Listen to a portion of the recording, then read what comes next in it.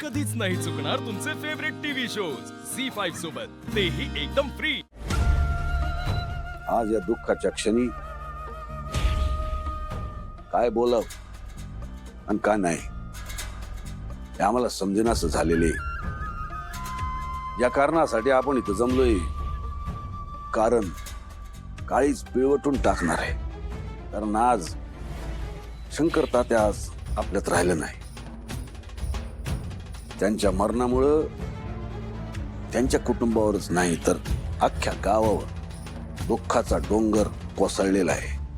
बातमी आम्हाला समजली आणि आम्हाला कसं झालं, आमचा जीव कोणतरी काढून घेतल्यागत वाटलं आम्हाला। शंकर तात्या म्हणजे गावातलं एक धडाडीचं व्यक्तिमत्व, लय कर्तबगार माणूस, तितकाच प्रामाणिक माणूस,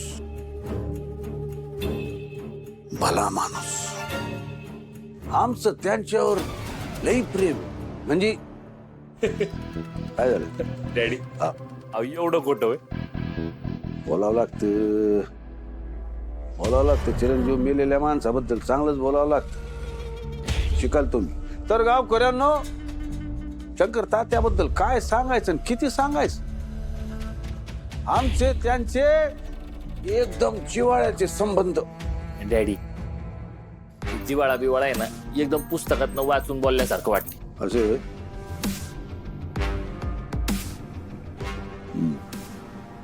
घनिष्ठ घेऊ का? त्यापेक्षा आहे ना, चांगले संबंधच माना की। शब्दाला कसं वजन पाहिजे, म्हणजे आमचं भाषण ऐकून लोकांना कसं असं एकदम असं रडू आलं पाहिजे। आणि आम्ही बी एकदम असं लोण्यापेक्षा बी मऊ काळजाचं माणूस आहे असं वाटलं पाहिजे। मालक, हा, जेवायला वाढलंय, जेवायला चला। झालं का? या शंकराच्या मरणाच्या भाषणाची तयारी करता करता घास घाशाखाली जायचं का आमच्या? शंकर्या, माफ कर रे बाबा, पापी पोटासाठी 2 घास घाशाखाली घालतो आता। पण मी काय म्हणतो चिरंजीव, ते भाषण तुम्हाला ऐकवण्यापेक्षा यांना ऐकवायला पाहिजे। म्हणजे कसे हे बाया माणसं अशी हळवे हळवे शब्द सुचवतात।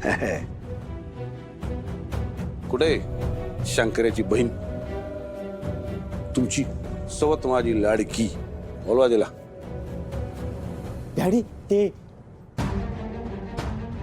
बोल की। ते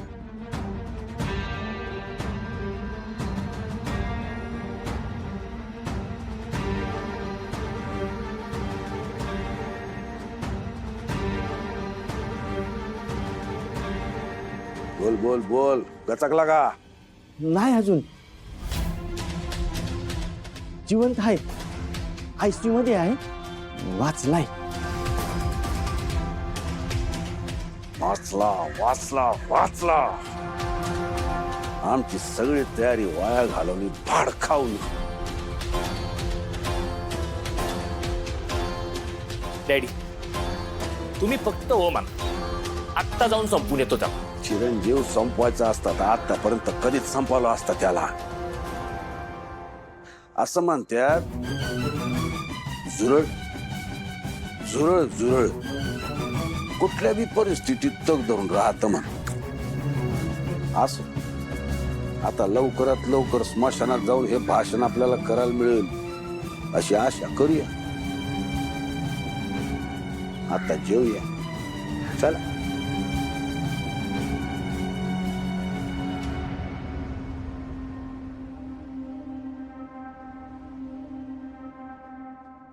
अक्का, अक्का, अक्का,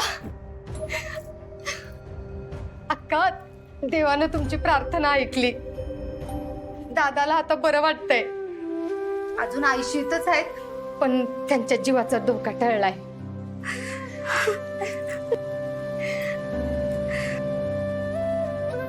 खरं सांगतेस? वय, अगं, पण तुला कसं कळलं?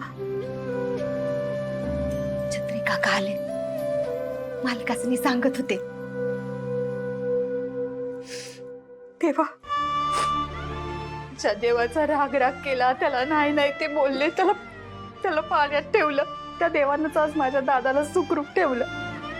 ही बातमी पण माझ्यापर्यंत पोहोचवली. देवा, माफ कर मला. चूक झाली माझ्याकडनं. लेकरू समजून माफ कर. पण तू तर आमचा आधार आहेस. हक्कानं तुझ्याशी भांडणार नाही तर कुणाशी भांडणार आम्ही. तरी बी चूक झाली माझ्याकडे.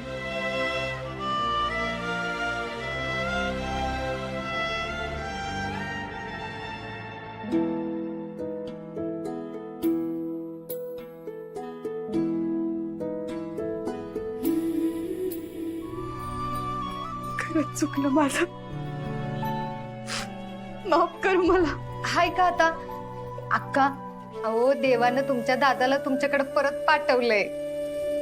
आणि मग कशा पायी रडताय? आता नाही रडायचं. हसा बघू. लई काय काय मनात साचलं होतं ग. तूच बघ की गेल्या काही दिवसात आपल्या घरात काय काय घडलंय. तुळजाशी तर संबंधच तुटल्यासारखे झाले. त्यात आणि आता माझा दादा मला कायमचं सोडून जातोय का काय असं वाटायला लागलं होतं. का भरल्या घरात असं अभद्र बोलू नका. आता समजा चांगलं झालंय का नाही, मग कशा पायी असं बोलायचं आणि रडायचं बी नाही. एक काम करा, उठा आणि तोंड धुऊन या. मी तुमच्यासाठी फक्कड असा चहा ठेवते. चला.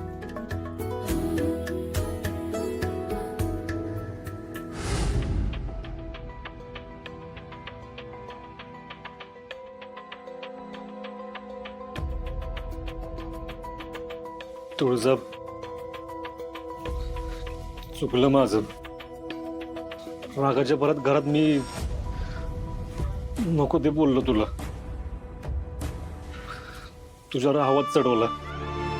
अगं, तात्या आणि बहिणी एवढंच जग आहे ग माझं. त्या तात्यांची अवस्था बघून मेंदूच बंद झाला माझा. ह्याच्यात मी तुला बोलून गेलो. तुला राग नाही ना आला माझा?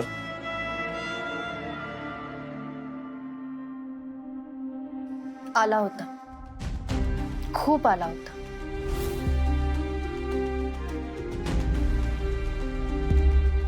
पण मी माझ्या स्वतःला समजवलं की मी इथे तुळजा नाही तर मला इथे डॉक्टर असल्याची भूमिका पार पाडायची.